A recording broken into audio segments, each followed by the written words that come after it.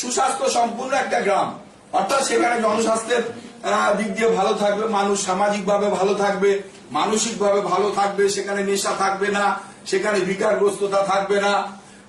বিজ্ঞান ভিত্তিক ভাবে সুস্থ ধরনের মানুষ, সেই গ্রামের মানুষকে যদি আমরা তৈরি করতে পারি বা পরিকল্পনা রাখতে পারি, তাহলে হেলদি ভিলেজ হবে। 3 নাম্বারে যেটা রয়েছে চাইল্ড ফ্রেন্ডলি ভিলেজ, মানে শিশু বান্ধব, শিশুরা যাতে কোনোভাবে কোন রকম প্রতিকূল পরিস্থিতির মধ্যে না থাকে, শিশুদের বিকাশ, শিশুদের সুরক্ষা, এবং এর জন্য কিন্তু দেখবেন চাইল্ড প্রোটেকশন অফিসারও আছে আমাদের ডিস্ট্রিক্টে, একটা করে ডিস্ট্রিক্ট চাইল্ড প্রোটেকশন অফিসার, এবং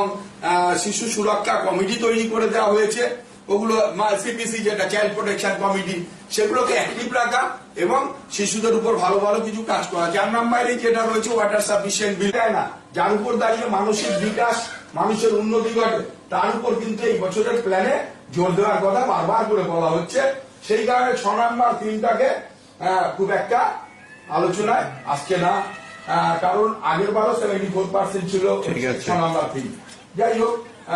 7 নম্বরে আসছে সোশ্যালি সিকিউর ভিলেজ, সামাজিকভাবে সুরক্ষিত গ্রাম, অর্থাৎ কেন্দ্রীয় রাজ্য সরকার যে সমস্ত সামাজিক সহায়তা প্রকল্পগুলো আছে সেগুলো মানুষ ঠিকঠাক পাচ্ছে কিনা, এবং এতগুলো স্কিম বা এতগুলো প্রকল্প থাকা